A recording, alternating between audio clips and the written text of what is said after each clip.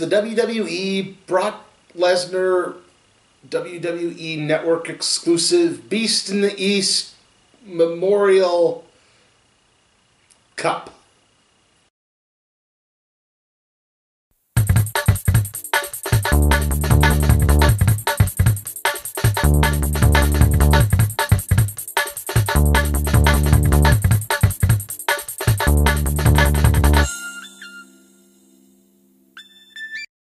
Excuse the different setup here. I'm pet sitting again. Currently watching a cat lick at a dry faucet. I'll get him some water eventually.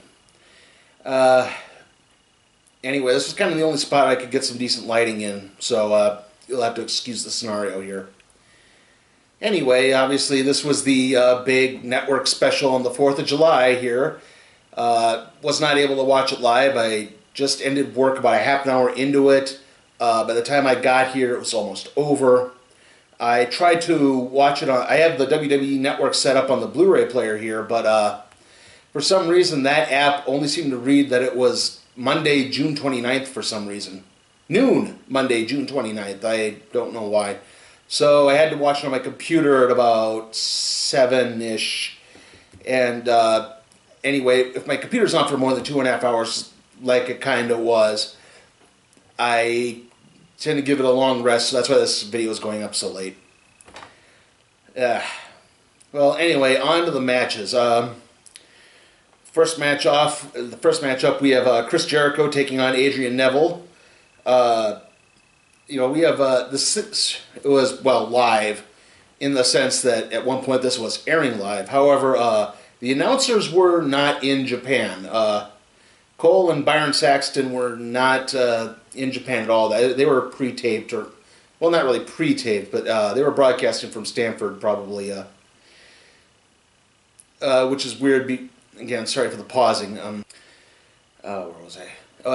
The announcers, which was weird, because on Wednesday during NXT, Saxton said, I'm so lucky I get to go broadcast this thing from Tokyo. Well, that wasn't the case, obviously. Yeah, I'm rambling, sorry.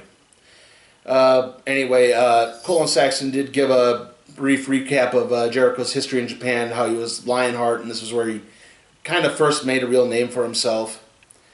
Early on, Neville did a lot of flipping. He managed to dodge he did a sort of a moonsault-like maneuver standing, and dodged a leg sweep attempt by Jericho.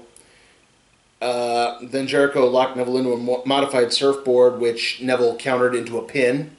A pin attempt. It was a 2 count.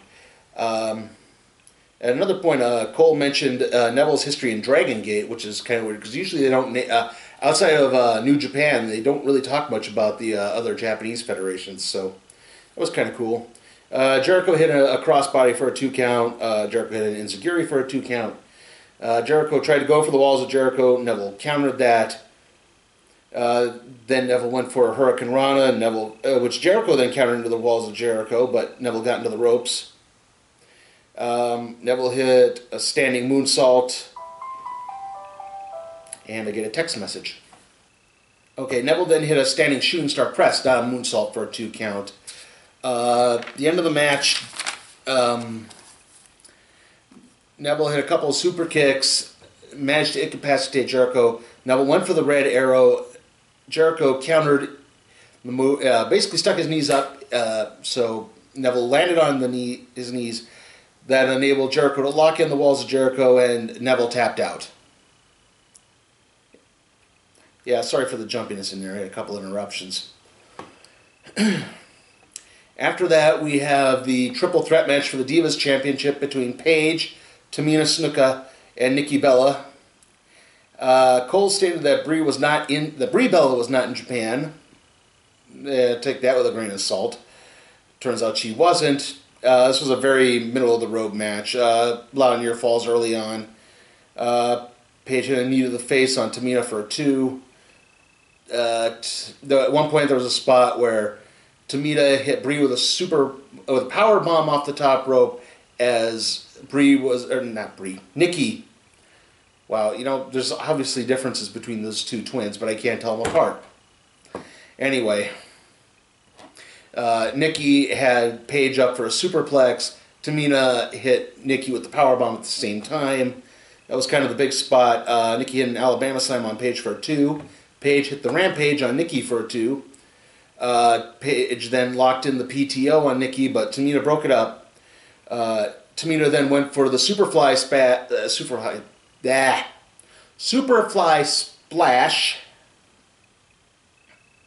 Sorry again. Tamina went for the Superfly Splash. Nikki rolled out of the way, then hit a forearm and pinned the Tamina for a 3 count. The forearm is Nikki's new finisher now. I guess she's been suffering from like a shoulder injury or something. That's why she can't do the rack attack. Like I said, this was utterly forgettable. Funny thing is, the next match was shorter, and that was the Brock Lesnar Kofi Kingston match. Sorry. Like I said, it was Brock Lesnar and Kofi Kingston, and there really wasn't much to this. Kofi refused to fight Brock for a bit and ran around the outside of the ring. Brock chased him, eventually got his hands on him. Kofi did counter a German suplex attempt and hit a springboard drop kick, but that didn't matter. Lesnar took Kofi to Suplex City, hitting German suplex after German suplex, and then hit the F5 for the win. Oh, and then afterwards, the New Day entered to try to save Kofi, and Lesnar basically kicked their butts too. A more entertaining match than the Divas match, though it was shorter. And that leads us to the next match, the NXT Championship match between Kevin Owens and Finn Balor. They showed Hideo Itami in the crowd. Talked about his injury, talked about the whole thing there. Obviously, that's going to pay off down the line. I wouldn't be surprised if at some point they turned Balor heel and revealed that he was the one who attacked Itami in the parking lot. But until then, early on, Balor hit a few running drop kicks. Owens rolled outside of the ring. Balor threw Owens into the barricade. Then hit another drop kick through the ropes. Owens hit a side slam for a 2. This is kind of when Owens took over the match for a big chunk of it.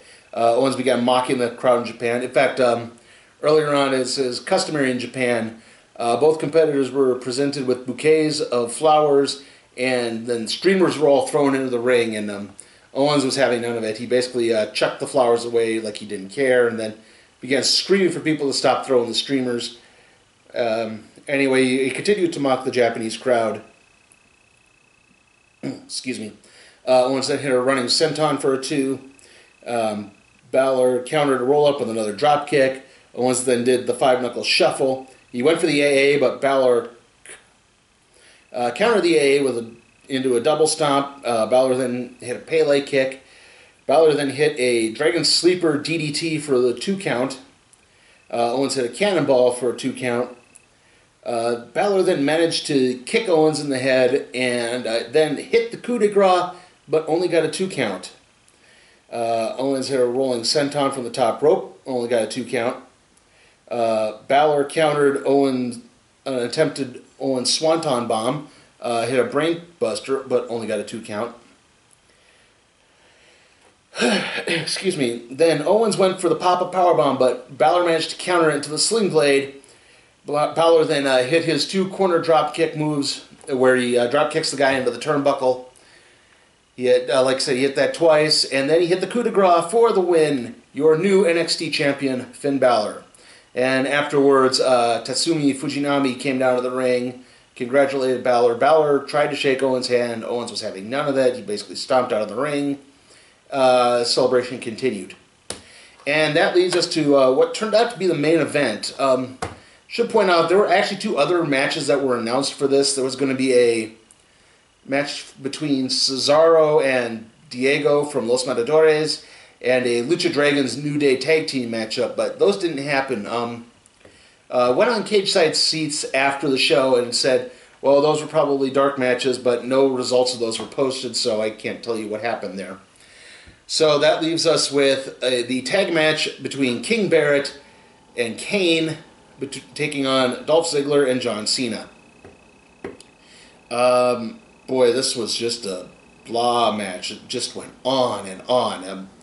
Ground to what was a pretty good show to a halt, especially coming off the momentum of both the Brock Lesnar match and the NXT title match.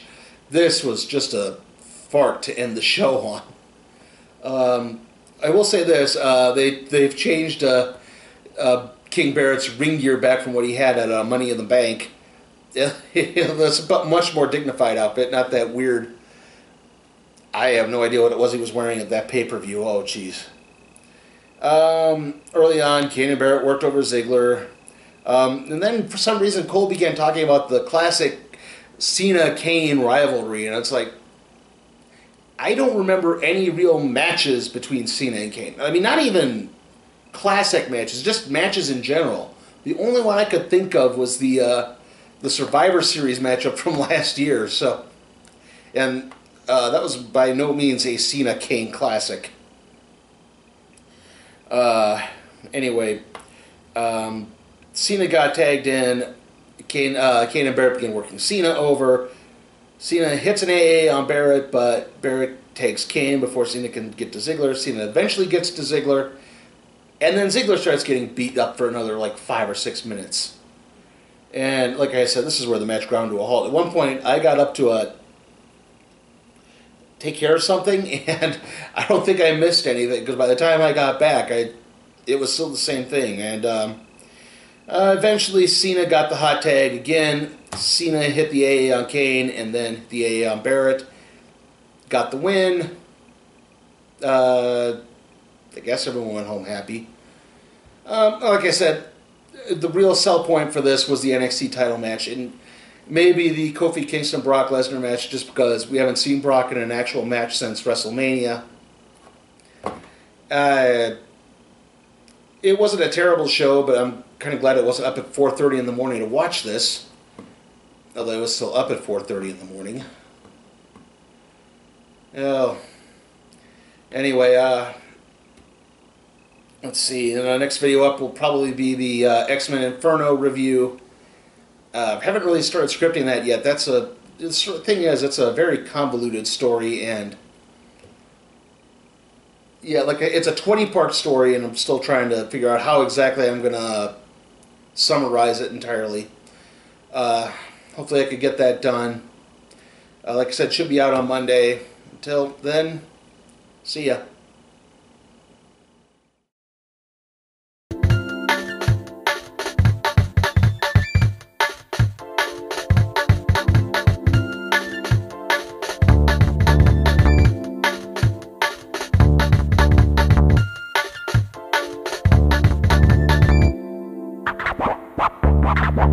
What?